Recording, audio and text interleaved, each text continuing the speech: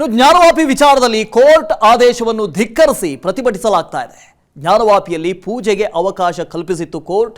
ಇನ್ನು court ಆದೇಶವನ್ನೇ ಧಿಕ್ಕರಿಸಿ SDPI ಪ್ರತಿಭಟನೆ ಮಾಡ್ತಾ ಇದೆ.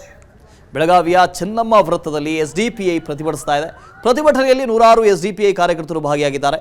ಸುಳ್ಳು ಇತಿಹಾಸವನ್ನು ಸೃಷ್ಟಿಸಿ ಮಸೀದಿ ಕಸಿದುಕೊಳ್ತಾ ಇದ್ದಾರೆ ಅಂತ ಕಿಡಿಕಾರಿದ್ದಾರೆ. ಯಾವುದು ಸುಳ್ಳು ಇತಿಹಾಸ ಗೊತ್ತಿಲ್ಲ, ಅವರೇ ಹೇಳಬೇಕಷ್ಟೇ.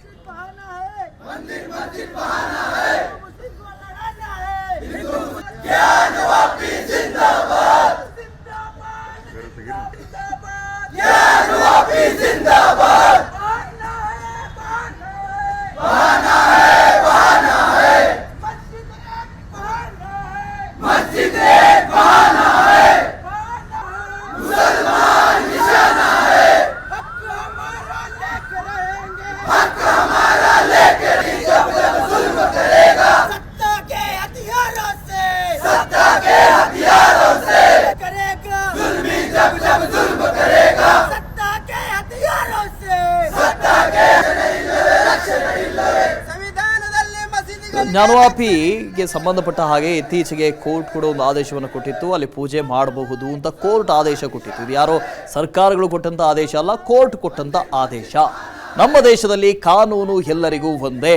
ಕಾನೂನು ಏನು ಹೇಳುತ್ತೆ ಅದಕ್ಕೆ ಎಲ್ಲರೂ ಕೂಡ ತಲೆ ಬಾಗಲೇಬೇಕು. ಬಿಕಾಸ್ ಇಟ್ಸ್ ಕಾನೂನು ಎಲ್ರಿಗೂ ಒಂದೇ ಅಲ್ವಾ. ಆದರೆ ಇಲ್ಲಿ ಕಾನೂನಿನ ಆಜ್ಞೆಯನ್ನು ಪರಿಪಾಲಿಸ್ತಾ ಇದ್ದಾರೆ, ಅದಕ್ಕೆ ವಿರೋಧ ವ್ಯಕ್ತವಾಗ್ತಾ ಇದೆ, ಪ್ರತಿಭಟನೆ ಆಗ್ತಾ ಇದೆ. ಸುಳ್ಳು ಇತಿಹಾಸವನ್ನು ಸೃಷ್ಟಿ ಮಾಡಲಾಗ್ತಾ ಇದೆ ಅಂತ ಹೇಳ್ತಾ ಇರೋದು. ಸುಳ್ಳು ಇತಿಹಾಸ, ಅಲ್ಲಿ ಎಲ್ಲ ಸಾಕ್ಷಿಗಳು ಇಡೀ ದೇಶದ ಭಾವನೆಗೆ ಧಕ್ಕೆ ತರುವಂತಹ ವಿಚಾರವನ್ನು ಪ್ರತಿಭಟನೆಯಲ್ಲಿ ಹೇಳಲಾಗ್ತಾ ಇದೆ. ಸುಳ್ಳು ಇತಿಹಾಸ ಅಂತ ಹೇಳ್ತಾ ಇದ್ದಾರೆ. ಯಾವುದು ಸುಳ್ಳು ಇತಿಹಾಸ? ಯಾರು ಸುಳ್ಳು ಇತಿಹಾಸವನ್ನು ಸೃಷ್ಟಿ ಮಾಡಿದ್ದು? ಆರ್ಕಿಯಾಲಜಿಕಲ್ ಸರ್ವೆ ಆಫ್ ಇಂಡಿಯಾ ಅಲ್ಲಿ ಉತ್ಖನನವನ್ನು ನಡೆಸಿ ಸಮೀಕ್ಷೆಯನ್ನು ನಡೆಸಿ ಆ ಸಮೀಕ್ಷೆಯ ವರದಿಯನ್ನು ಕೊಟ್ಟಿತ್ತು ಕೋರ್ಟಿಗೆ. ಆ ಸಮೀಕ್ಷೆಯ ವರದಿ ಇಲ್ಲಪ್ಪ, ಇಲ್ಲಿ ದೇವಸ್ಥಾನ ಇತ್ತು, ಇದು ಮಸೀದಿ ಅಲ್ಲ ಅಂತ ಹೇಳಿತ್ತು. ಅದಾದ ಬಳಿಕವಷ್ಟೇ ಕೋರ್ಟ್ ತನ್ನ ತೀರ್ಪಿನಲ್ಲಿ ಪೂಜೆ ಮಾಡಬಹುದು ಅಂತ ಹೇಳಿತ್ತು. ಅನುಕ್ಷಣದ ಸುದ್ದಿಗಳಿಗಾಗಿ ವಿಸ್ತಾರ ನ್ಯೂಸ್ ಯೂಟ್ಯೂಬ್ ಚಾನೆಲ್ ಸಬ್ಸ್ಕ್ರೈಬ್ ಮಾಡಿ. ಹೊಸ ಸುದ್ದಿಗಳ ನೋಟಿಫಿಕೇಶನ್ಗಾಗಿ ಬೆಲ್ ಐಕಾನ್ ಕ್ಲಿಕ್ ಮಾಡಿ.